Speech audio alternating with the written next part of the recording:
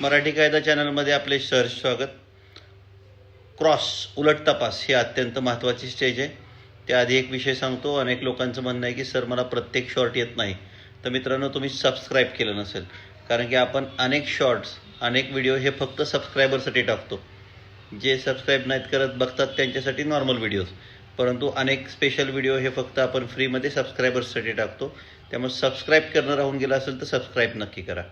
तर मित्रांनो, उलट तपास हा विषय अतिशय महत्त्वाचा आहे आणि त्यावरच तुमची अख्खी केस डिपेंड आहे, हे कधीही विसरू नका.